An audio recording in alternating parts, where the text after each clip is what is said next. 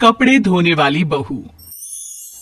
शादी के पहले से ही विभा को कपड़े धोने का बड़ा शौक था।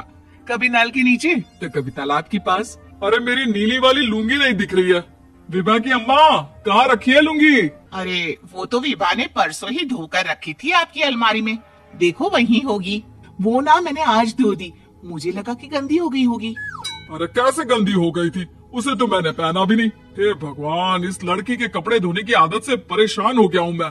जितना तो घर में राशन नहीं आता उससे कहीं ज्यादा डिटर्जेंट पाउडर का खर्चा है।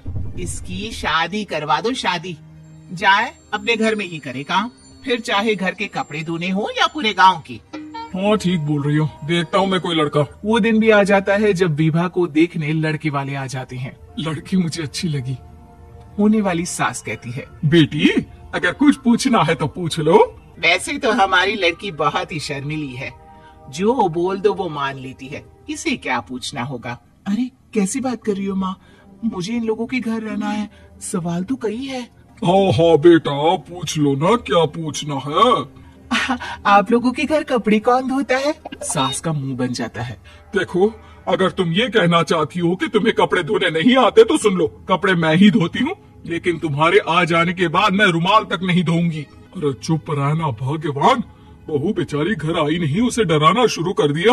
वो क्या है ना बिटिया, अभी तक तो ये कल्लू की माँ ही धोती थी, लेकिन अब तुम्हारे पापा तो दहेज में वॉशिंग मशीन देंगे ही।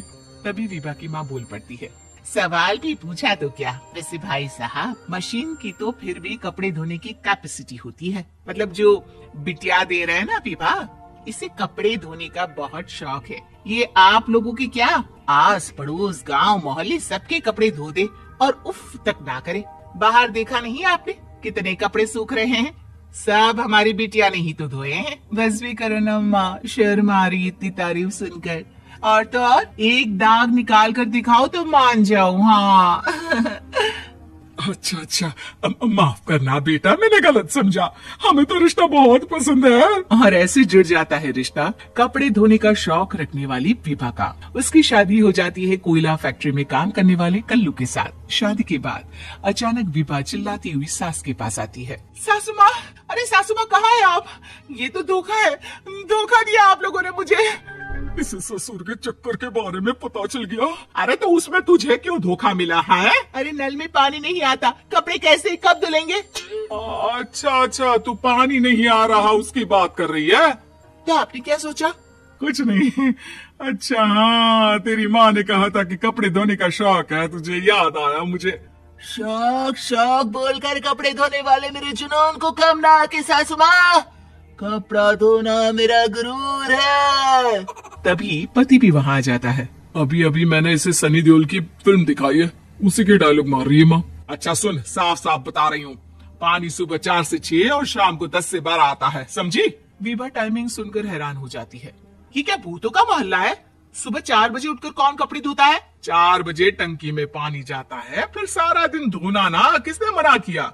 अरे कैसे बात कर रही हैं? 200 लीटर की टंकी में कितने कपड़े धो लूंगी मैं, सुबह ही उठ जाऊंगी मैं। अब क्या था, विभा सुबह 4 से लेकर रात के 12 बजे तक कपड़े ही धोती रहती। एक रोज सास पड़ोस से निकलकर कहीं जा रही होती है कि साथ वाली कहती है, हाँ कल्लू की माँ, जरा ये बताओ कि 2 साड़ी है, 2 ब्लाउज और एक पेटीकोट और एक नाड़ी वाला लंबा कच्छा। हाँ तो? अरे तो क्या, कितना लोगी धुलाई ये बताओ। 2 बन दिख रहे हैं हम क्या? हमारे पति सरकारी नौकरी से अभी रिटायर हुए हैं और बेटा सुपरवाइजर है कोयला फैक्ट्री में। 2 बन समझ रखा है हमें। हाय रे कल्लू की अम्मा, माफ कर दो, वो तो मोहल्ले में यही सब बता रहे थे कि तुमने बहू को कपड़ा धुलवाने के काम में लगा दिया है। सास को पड़ोसन की बात सुनकर गुस्सा आ जाता है। वो घर पहुंचती है जहां घर के बाहर ही इतने सारे कपड़े सूख रहे होते हैं जितने कि किसी धोबन के घर पर। अरे ओ कल्लू की दुल्हन, बाहर निकल। माँ जी यहीं आ जाओ, बाथरूम में चादर धो रहे हैं हम। अरे अभी हम धोते हैं, तुमको बाहर निकलो। ये आस पड़ोस वाले बोल रहे हैं कि हम बहू से कपड़े धुलवा कर उसे कपड़ा धोने वाली बना दिए हैं। अरे छोड़ो ना माँ जी, किन लोगों की बातों में आती हो? आस पास के लोगों का तो काम ही होता है कि वो किसी तरह सास बहू को लड़ा दे। बहू सारे घर के कपड़े धोती है, ये क्या कम है? बोलिए। सास को भी लग जाता है कि वो बहू का ये सनकीपन नहीं छुड़वा सकती, इससे अच्छा है कि खुद ही चुप हो जाए। एक रोज सास और बहू मंदिर जाते हैं, जहाँ सास की साड़ी वहाँ खड़ी भीख मांगने वाली से मिलती है। माँ जी क्या बात है, आपकी साड़ी उस भिखारन से कितनी मिल रही है ना? हाँ हाँ देखो तो, दोनों की साड़ी मिल रही है। क्या बात है कल्लू की अम्मा, तुम खुद को तो अफसर की बीवी बताती हो और ऐसी सिंपल सी प्लेन साड़ी पहनकर घूमती हो। सिंपल और प्लेन नहीं है ये साड़ी। तो क्या सोने के धागे से फूल बने हैं? कुछ भी सासू माँ, कुछ भी। हाँ बने थे इस साड़ी में सोने के धागे से फूल। मेरे पति लेकर आए थे मद्रास से स्पेशली मेरे लिए 10,000 की।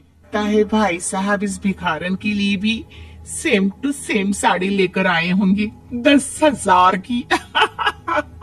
सास उस वक्त तो कुछ नहीं कहती, लेकिन बहू के साथ घर आती है और अलमारी से एल्बम निकाल कर लाती है। ये साड़ी देख रही है, ये वही साड़ी है जिसे मैंने अभी पहना था। इस साड़ी में ये जो चमकदार फूल दिख रहे हैं ना, ये सोने के धागों से काटे गए हैं। लेकिन तू लोकल वॉशिंग मशीन ब्रश से घिस घिस कर सारे फूलों को निकाल कर साड़ी प्लेन कर दी। मुझे माफ कर दीजिए सासू माँ। और तो और, जब मैंने तुझे तेरी गलती के लिए कुछ नहीं कहा, लेकिन तूने तो सबके सामने मेरा मजाक ही बना दिया। क्यों? बहू को समझ में आ जाता है कि अब से उसका कपड़े धोना बंद।